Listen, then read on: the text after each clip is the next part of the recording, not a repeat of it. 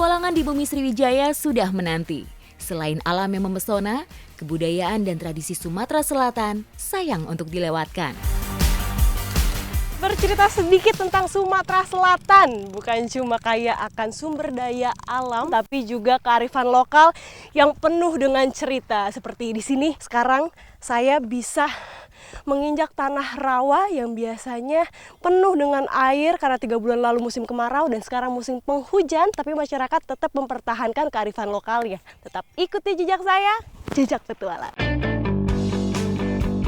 Beberapa bulan belakangan, musim kemarau menerpa di Indonesia. Banyak daerah yang kekeringan dan menjadi gersang. Salah satunya rawa, tempat kerbau rawa yang dipelihara oleh warga desa Rambutan. Untuk mencari makan, kerbau-kerbau ini tidak segan mengarungi sungai. Walaupun sungai ini juga menjadi transportasi warga desa. Mereka seakan telah hidup berdampingan. Kerbau rawa ini dikenal dengan kerbau pampangan. Spesies asli dan salah satu kekayaan plasma nutfah Sumatera Selatan yang hanya ada di Kabupaten Ogan Komering Ilir. Perawatan kerbau di sini masih sangat tradisional. Saat pagi, kerbau akan dilepas liarkan oleh peternaknya untuk mencari makan. Saat sore hari, barulah kerbau-kerbau ini digiring masuk ke kandang untuk beristirahat. Bayangin aja ya, dari tadi kerbau yang digiring itu totalnya kurang lebih 1000 ekor. Tapi di sini kandangnya mereka nggak pernah salah untuk pulang. Jadi memang kandangnya itu sudah dipisahkan per kelompok. Jadi ini yang di dalam sebenarnya belum seberapa, masih ada banyak yang di luar lagi belum pada pulang. Tuh, masih setengahnya. Nanti akan penuh sampai sini. Saat pagi menjelang, para peternak sudah mulai mendatangi kandang untuk melepaskan kerbau. Selain membersihkan kandang, biasanya warga akan memerah susu kerbau yang memproduksi susu. Muter-muter. Ini ternyata merah susu kerbau tidak semudah kelihatannya. Jadi memang kerbaunya ini udah kenal sama pemiliknya. Dan kalau misalnya nanti orang lain yang perah, dia akan marah seperti ini nih. Nih, padahal saya baru liatin tapi dia udah berontak, makanya ditenangin dulu supaya nanti bisa diperah lagi.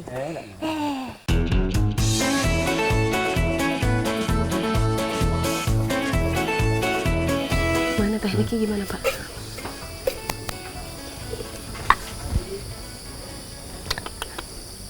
Yang jempolnya gimana? Udah.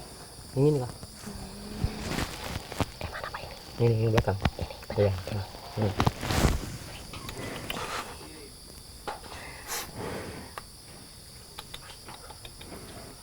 Bisa. Nggak bisa. Nggak bisa. Jadi ada sebenarnya untuk perah susu kerbaunya ini ada tekniknya. Jadi tangan kita yang jempolnya itu nggak boleh bergerak, di atas aja. Yang bergerak hanya jari tengah dan juga jari manis. Jadi gini. Tapi kalau sama saya nggak mau keluar.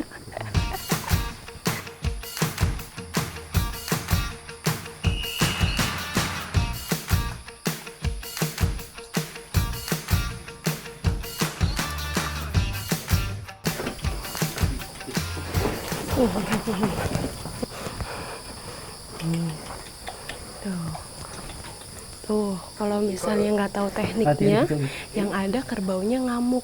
Jadinya harus ditenangin lagi, dilepas dulu anakannya, terus disuruh nyusuk lagi, supaya ibunya tenang. Agak ngeri ya, Pak? Takut diseruduk.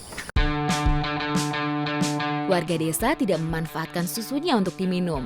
Rasanya yang sedikit amis serta berlemak membuat warga enggan untuk meminumnya. Padahal kandungan gizi pada susu kerbau sangat baik. Susu kerbau rendah kolesterol dibandingkan dengan susu sapi. Lemak pada susu kerbau lebih banyak dibanding susu sapi, sehingga baik untuk anak dalam masa pertumbuhan. Namun di sini ada cara lain untuk menikmati susu kerbau. Jadi hasilnya lumayan banyak. Ini ada 3 liter kira-kira ya, Pak ya? 3 liter. Jadi memang yang mempengaruhi kualitas susu kerbau berkurang itu termasuk musim juga. Kalau misalnya musim kemarau, makanannya berkurang, asinya juga. Jadi kualitasnya makin sedikit juga.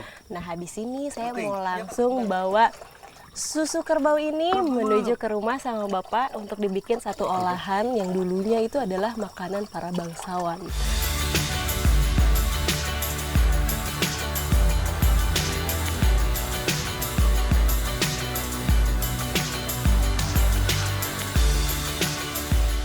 Sudah bersama dengan Ibu Enah di sini, saya mau diajarin cara pembuatan gula puan. Itu adalah makanan khas zaman dulu yang hanya dimakan sama para bangsawan.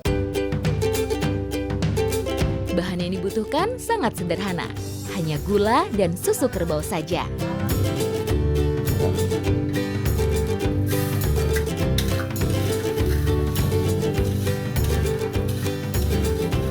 Nah, jadi sebenarnya ini bahannya cukup sederhana, hanya butuh gula pasir sama susu kerbau. Tapi tahapannya itu yang agak lebih sulit. Jadi pertama-tama itu kita harus masukin gula dulu dengan... Oh, langsung dimasukin Ibu ya? Oh, tadi sudah dimasukin gula, takarannya sedikit saja supaya dia membentuk seperti karamel, berubah menjadi warna kecoklatan, baru susunya dimasukin. Seperti ini. Saat ini gula puan sudah sulit untuk ditemui karena mulai tergeser dengan camilan modern. Ini. Selain butuh api yang sedang, jangan terlalu besar, jangan terlalu kecil juga. Nih masak gula puan ini juga harus terus diaduk, tapi aduknya juga harus pelan-pelan seperti ini. Nanti dia kalau misalnya kencang-kencang hancur ya Bu ya.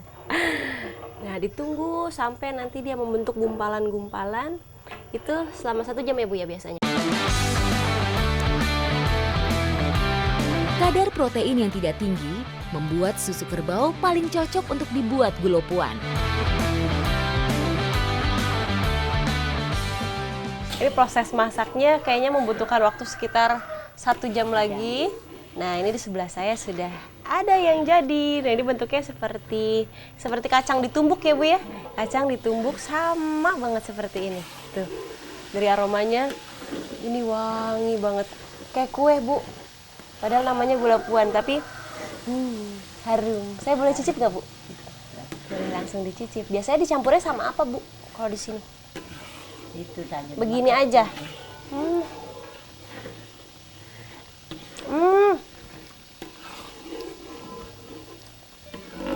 Enak Bu. Rasanya manis tapi tidak terlalu manis, ada gurihnya sedikit karena tadi pakai susu kerbau mungkin ya Bu ya, yang dicampur sama gula pasir. Dari teksturnya ketika masuk ke mulut langsung cair.